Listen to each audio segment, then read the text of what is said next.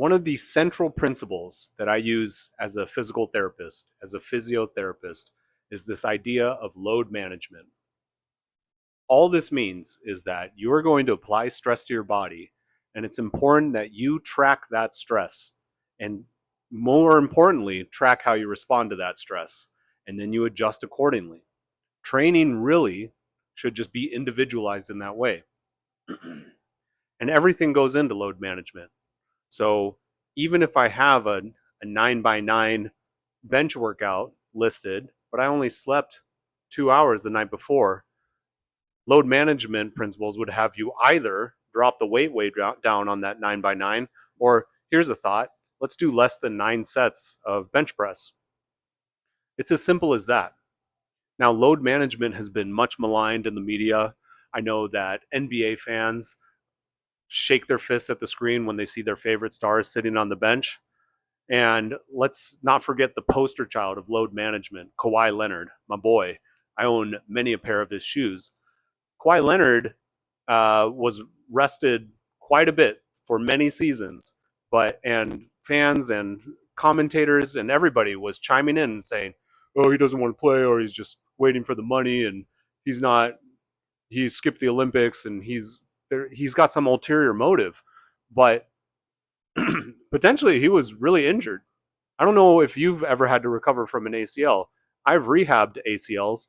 It takes a long time for that swelling to calm down and for that knee to kind of come back and be its own. Let's think about Klay Thompson. Let's think about Jamal Murray. We can think about Kawhi Leonard. It takes about 2 years until they're their regular selves. But let's circle back.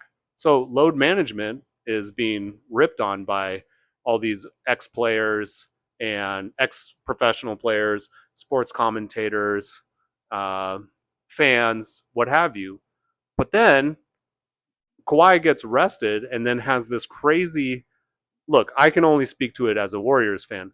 Kawhi was giving us buckets during our series with the Clippers towards the end of the year, and that series that they had against Denver. Kawhi was the best player out there. It's just they couldn't get it done. But he looked light, springy, agile, shot was falling, just like his old self. And you could hear it from all the commentators. Is that him suddenly getting motivation and all these ulterior motives falling away? Or was load management working in the background and he's doing a lot better for himself? All this to say, load management should be your operating system when you're training. And all that means is you're having some kind of benchmark for your sleep, 6 to 8 hours a night. You're tracking nutrition, even haphazardly, but you're doing it because you're trying to get 3 square meals and eat enough protein.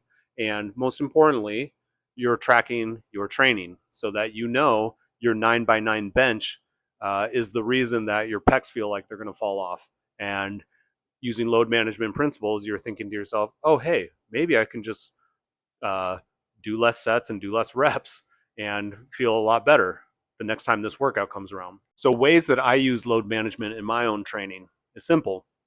I will set out, for instance, today on bench, we're going to do a heavy single, we're going to do a 3 by 3. I have a good notion of what my weights are going to be because I've done this workout already. I know how I respond to it, and I know what I kind of had left in the tank. At the same time, I know that I've been sleeping pretty well. I feel pretty good energy. It's kind of the middle of the day, and I'm ready to work out. And I anticipate hitting certain numbers and it not going poorly. I think a lot of people, my 40-year-old athletes who are kind of stumbling back into their fitness journey, they just do way too much way too soon. You drum up all that motivation, you finally get to the gym, you get to the court, what have you, and you just do way too much. So, basketball is a classic example. First day out, if you don't tear your Achilles, and I'm sorry to like try to scare you guys, but it seems like Achilles tears are just contagious right now. If you don't tear your Achilles or injure something else, you end up playing way too long. Pickup games can last 3 hours. It's happened to me.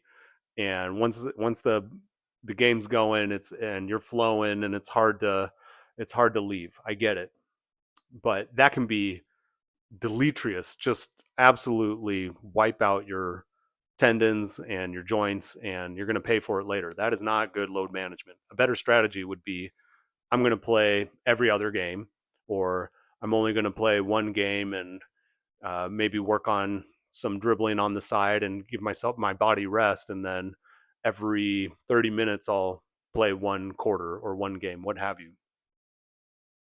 And then on the flip side, when you go to the gym, it's the same thing.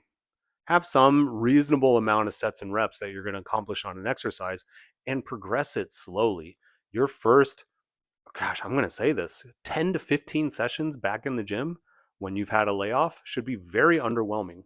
I don't want to put an artificial ceiling on you guys. I know a lot of you guys are recovery beasts and you can just go for it. For me, before I started filming, before I'm going to like share this workout with the world, I've been running this template for about a month, month and a half.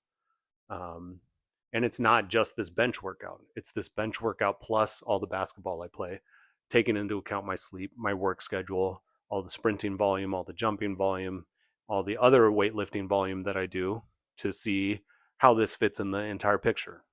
Think of yourself as almost either a bank account. Let's do the cup analogy. Think of yourself as a cup, and every little stress that you add to the cup is a little pour of water, and you don't want your cup to runneth over. If the cup runneth over, you're probably going to have an injury, or you're just going to have a bad time with training, and it's not going to go well. So these are the ideas that I follow. You don't need crazy recovery strategies. You really just need load management. Go low and slow, low simmer, build it up slowly over time, and you're going to achieve wonderful things. I think the most important thing with this recovery idea, doing too much too soon, is set your time horizons for when you want to achieve some goal way farther than you think. It's going to happen way farther than you think. I want to squat 315, say. That's a 6-month goal for some of you, and that's totally fine. Um, I want to be able to play basketball 5 times a week. Let's be more reasonable, 3 times a week. Be realistic. That might be a 2 to 3 month goal, right?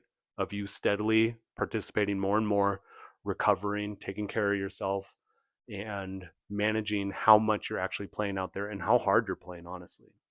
Run these experiments and take it low and slow. But the other thing I'd caution you about with load management is once you start, you cannot stop, because these kinds of ebbs and flows, the body hates that. The body hates peaks and valleys. It likes nice and steady with just little undulations, slight increases in volume so that the body can kind of catch up. And there's all sorts of complex theories on this that we don't need to get into. But if you're an athlete over 40, stop worrying about recovery. Work it low and slow, give yourself a break, extend your time horizons, and think about load management so you can become an athlete over 40. Let's go.